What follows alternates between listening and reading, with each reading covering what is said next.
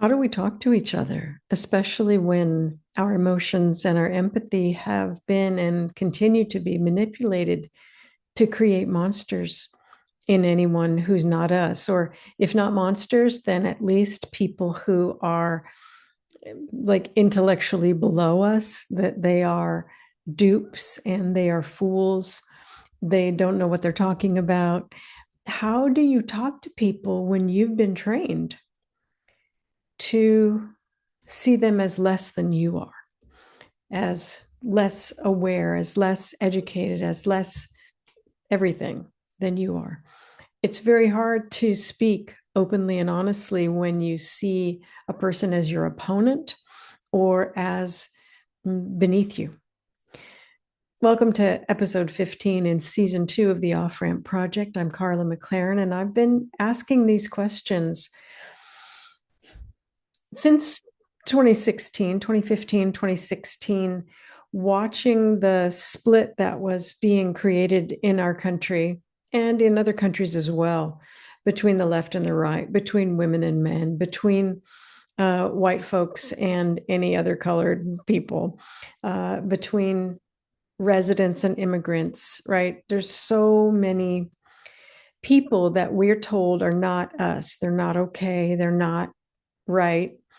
And if we're in any kind of group that is important to us, whether it's whiteness or having been born in a country or being on the left or the right, we have been drawn in through algorithms and through, the marketplace of everybody wanting our attention because our attention is monetized now.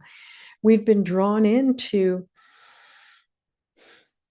I'm going to say, intentionally created schisms where you can only be one thing. You can't be both. You can't be one or the other. You have to make your choice. You have to join your group, and you have to fight for your group. And that's never been my favorite thing to do. Whenever there's a group forming and there's an us and a them, and I'm like, you know what? I'm going to be outside of this group, and I'm going to watch you guys for about a year before I join either side and see what you've done to yourselves and each other. And at the end of the year, I'm never joining the groups because it's always a problem. But it feels so right when you start doing it. There's been a lot that we've looked at over these 2 seasons of the Off Ramp Project. Our emotions have been manipulated intentionally. Our empathy has been manipulated intentionally. We have been taught how to hate each other. We have been taught how to mistrust each other. We have been, continually told that the other guy means us harm, and the other guy is both an evil genius and a complete fool. I don't know how that other guy does that, but that's how it happens, right? But we've learned to dehumanize each other. And I think it's almost impossible for us to communicate if we've with someone we've dehumanized. I think we might want to ignore them or punch them or put them in prison, or kind of do anything but talk to them as if they're humans. And I saw this happening in 2015 and before that, but it became really clear then. And I thought, how do we turn this around? Because no matter who the president is, if we've been taught to hate and distrust each other, we are controllable. And we've lost control of ourselves. We've lost control of who we are. And we've certainly lost control of our emotions and our empathy, but also a lot of our intelligence. So how do we take an off ramp from this road that we've all been driven onto by people who are making a great deal of money, making sure that we stay enemies? I've been looking at books on communication and conflict for many years, and I've got 4/5 to look at today that I wanted to talk to you about. The first is called Taking the War Out of Our Words by Sharon Ellison. And she has been doing this work for a couple of decades. It's something that she discovered as she worked as a social worker in very, very high conflict areas or very intense situations where she had to work on herself to create a form of communication that did not bring up defense in someone who was already pretty riled up. And it's an amazing process. Sharon has some videos on YouTube, and she has audiobooks so that you can hear her talking. And it's fascinating. I went and saw her and I looked at what she was doing. And a lot of these conflict, I don't know what, resolution processes are about sort of down regulating all your emotions, especially anger. So you're not supposed to have anger. And as I saw her talking, I read her book and I was like, I don't get it. I need to go physically be in the same room with her. I need to see this kind of empathically. I need to feel into it. And after she did her talk, I think it was a half day workshop, I went up to her and I said, oh my gosh, you found a way to help people speak with anger that has no violence in it, and to take themselves from panic down to curiosity, which is soft fear. So you're in the same emotion, but you've moved it to a place where people can manage it more easily. I was like, this is genius. And she looked at me and she's like, I don't think that's what I did. I was like, I'll tell you later. But I found someone who helped people speak in anger without the violence. Anger itself is about standing up for what you value and standing up for what is important. It's about boundaries. It's about rules. It's about creating a container around what is important. And anger itself doesn't have a violence component. That's panic. Panic has a violence component. It's fight, flee, or freeze. And what Sharon showed, but without naming the word panic throughout her book, was that most people talk and ask questions and respond in panic, a fight, flee, or a freeze behavior. And so instead of saying, don't have anger and don't be in the fear family, because panic is in the fear family, she found a way to move people into curiosity, which is a very soft form of fear, where you're kind of in your instincts and intuition. That's what fear is. It's about the present moment. Anxiety, another fear family member, is about the future and about preparing yourself for the future. Can have a lot of energy in it, depending on how much you need to do. And then panic is an emotion that comes forward when you are endangered, when you're threatened, and it wants to protect you. And once you learn how to work with panic, then your panic won't be like immediately going to fight or freeze or flee. You'll also have the option of one of the more interesting parts of panic that a lot of people don't know, which is called flock to safety. So you may learn how to gather people with you instead of, just fighting or leaving or freezing up. So she found a way to help people understand when they were fighting, fleeing, and freezing in their communication, and how to get back to what they value, what's important to them, how to set boundaries appropriately. Now, it's hard to do. I'm a fighter. I like to fight. And it's not always panic for me. It's more, I grew up in a family that liked to play games. They were very competitive. So I'm more competitive when I talk. So I have to calm myself down and learn to ask a question in what we call the Sharon way. So taking the war out of our words is definitely my first place to send you. The second would be to, I would say calling in. Calling in is by Loretta Ross. It's how to start making change with those you'd rather cancel. And she is on the left. And as you may have heard me say, people on the left love to hold each other to ridiculous standards. People on the left are like, if you're not with me, you're a fascist, or if you're not with me, you're a racist. They love to call names. There's a perfectionism there that's kind of it causes all kinds of trouble. And what Loretta is saying is, if someone doesn't agree with you 100%, it doesn't mean you throw them away, right? What about if it's 50%? What about if it's 32% that they agree with you? Do you want to be right, or do you want to be effective? And I really like her work because she tells you how to be effective and how to create communities around, we all agree that we want to recycle or whatever. And the other things that you believe belong to you. We are here working on recycling. And I'm going to call you in, and we're gonna create a coalition of the willing to recycle, right? And it's just sort of how to get out of that perfectionism. And I think on the right, it would also be how to understand how to call in instead of call out, because on the left, where I am, the calling out is just so exhausting. I'm tired of doing it. I'm tired of having it done to me. I'm tired of being around it. And so I'd much rather work with you as an individual, regardless of what your beliefs are. And let's find where we have this really awesome way to work together.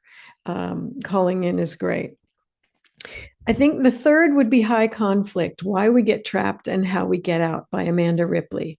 Like me, Amanda tends to be a fighter. So this isn't about calming yourself, and having this false calm all the time. It's about how to be in conflict without going to high conflict. And high conflict, she has an idea that she calls conflict entrepreneurs, which is people who, and you've met them, they just want to fight. The fight is the whole purpose for them. They're not communicating, they're not calling in, they're not taking the war out of their words. They just want to mess with you. And I would say your emotions, they want to make money or some kind of power out of your emotions and your empathy. And she helps us understand conflict entrepreneurs. Like they're making money off the conflict, and they're not making money off of me. So being able to kind of see, oh, you don't want to have a conversation, you don't want to call in or be called in, you just want to be in the conflict all the time.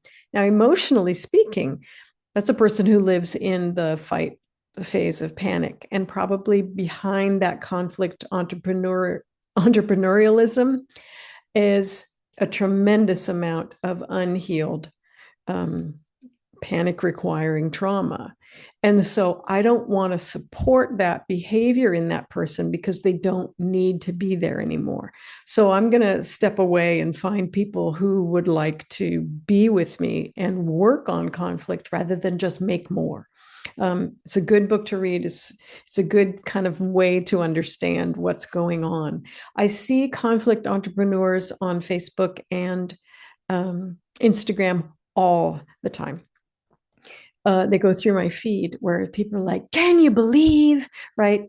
And I listen to them. I'm like, okay, you want to share your panic with me and your distrust and all that kind of stuff. Is there anything you're saying that's interesting beyond that? And some people just get themselves into a habit because Facebook and Instagram are full of people just copying each other's behavior. But if I go to their page and it's all, "Can you believe? Why I oughta? You should be afraid. This is terrible." I'm like, oh, you're not really in charge of your emotional tone. You are really on fire most of the time. You're not bringing me anything new. I've seen that behavior. I've lived that behavior. I don't need to do that. What are the solutions that you're suggesting? What would you have me do? Because I'm not just going to get my emotions fired up by you, and I'm not just going to lose my empathy for whoever it is that you want me to hate. That's not on the table today. So understanding conflict entrepreneurs is especially important if you're on the internet or YouTube, where people are just trying to rile you up. I have a lot of digestive stuff going on, and I have to be really careful with my food. And it's very easy to get with somebody on YouTube who's going to start telling me that this food or that food are evil, or the medical association is trying to stop me from getting this information, or researchers have known for many years, but blah blah blah, right? They are trying to manipulate me for more views, and my attention is not for sale, right? Neither is my empathy, neither are my emotions. So conflict entrepreneurs would actually have to get a different job if we learned to identify and avoid them. The fourth book, Talk to Me. This is by Emma Vanderclift, and she did a study of hostage negotiators as she was in her education master's, I think. And she did this so that educators and people in the classroom could understand what to do if kids get very riled up and they can't settle themselves. Is instead of going in like the SWAT team, you go in like a hostage negotiator, and what they use is empathy. So this is an amazing book about how do you do problem solving with someone who has kind of lost their ability to problem solve, especially if they're kids, because their ability to regulate their emotions kind of grows up with them. And it can be, if you want to get into a power struggle with them, as my mom said, when I was dealing with my very intense son, she said, Carla, you have a job and you have to take care of this house, and you have to take care of your son, and you have all sorts of things in your life. He's only got this fight, right? And he's going to win. She's saying, don't fight with him. Talk to him in a different way. And that was really helpful because that helped me in a lot of parts of my life. It's like, what does this person have anything but this fight? A conflict entrepreneur doesn't have anything but the fight, right? And I don't need to do that with them. It's not healthy. I don't want to support that in a child or in anybody. I would like to find ways to help them move out of the conflict. Now, if they're on Instagram or YouTube or Facebook, they're getting paid to be that way, right? They're making money off of that because they've got people's eyeballs. They've entered the attention economy. So it may be difficult to get someone who is making money off of conflict entrepreneurship to cool their jets and learn how to do some conflict resolution instead of just making more conflict. Now, there's a fifth book that I am still thinking about. I'm still thinking about it. It's called I Never Thought of It That Way by Monica Guzman. And it's how to have fearlessly curious conversations in dangerously divided times. She is a part of Braver Angels. And Braver Angels is the group that I've been talking about because they can help you learn how to have conversations instead of being jacked up and isolated by conflict entrepreneurs. So, how to cross those false barriers and those false chasms and say, hey, I've heard that you think this, and is that even true? And have a conversation, right? And so Monica's book is about that, but I'm still thinking, I'm feeling into it because there's a little bit about not being able to have your own anger or needs or whatever. A sort of, I don't mean that it's giving up in order to make the peace. There's a little bit about that. So I may come back and talk about it again, but there's just pieces of it that make me feel emotionally unwelcome.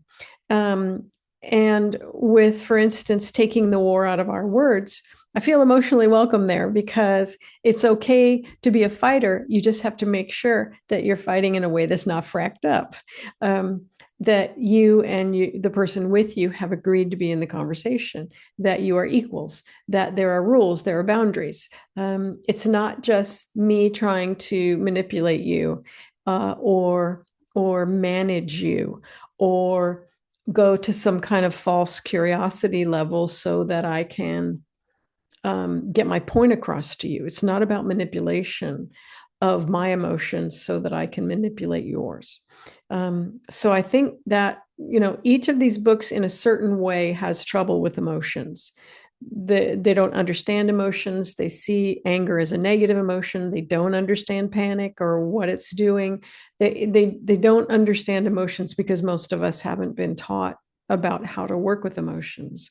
But they're really good. These 5 books are really good sort of entrees into, can we find a way to rescue ourselves and each other when we've all been sort of pushed off the cliff in service to conflict entrepreneurs and people who want to control our emotions, control our empathy, control our attention, control our time. They want us to be batteries in their machine. And I'm not a battery for anybody's machine, but you'd have to see it. And I think especially Amanda Ripley's book is good because she helps you notice conflict entrepreneurs. And you may find, I did, you may find that a lot of your social media content is with conflict entrepreneurs who don't have an answer for how to fix it except to isolate and slice apart and create more chasms and point fingers and create fools and dupes and monsters of anybody who doesn't believe as you do. Yeah. When you see it, you can't unsee it. But until you see it, you'll just be like, well, that guy's making a lot of sense because those people are creating all the problems, right? Understanding conflict entrepreneurs is just, it's protective for you, but it's also protective for the entrepreneur who just really doesn't need to be doing that anymore. It's not a beautiful place to be. It's not a lovely place to be. And their emotions are kind of in a dungeon, kind of in a trap that it would be really nice for them to get out of so that they don't have to be in so much pain all the time. Yeah. So those are what I've found so far. I've looked at probably 100 books, and these are the 4.5 that I've chosen that are, they have some welcome for a call to justice and equality and stability and rules and boundaries and respect. So if you've got something that you really like, let me know what you think, and especially how do they treat emotions? Are you supposed to be emotionless, which is impossible? Or are you supposed to use a bunch of techniques, right? Just put techniques over the top of your human emotions, in the hopes that you can get your point across. Do they want you to communicate so that you can get what you need? See, I don't like things like that. There's a number of communication practices that people have used over the decades where, empathically, I'm like, why are you talking to me that way? Why are you saying you're curious when actually you're feeling a lot of different emotions that I don't even know you're aware of, right? Empathically speaking, when people show me communication practices, I'm like, yeah, let me turn down the volume and just show me your body when you're doing that communication practice, right? So I'm hoping that you have found a way to communicate across the chasms. It's very hard because people are making a lot of money stopping us from doing it. And that's not money I want them to have. Thank you so much for being here in the Off Ramp Project. It's been such a good experience for me to be able to speak, without editing, without perfect lighting, perfect sound, without it being slick, and to say what wants to come through as I'm, doing this book project for the book called Off Ramp. And it's been really a blessing to have you here. Thank you, and I'll see you next time. Bye-bye.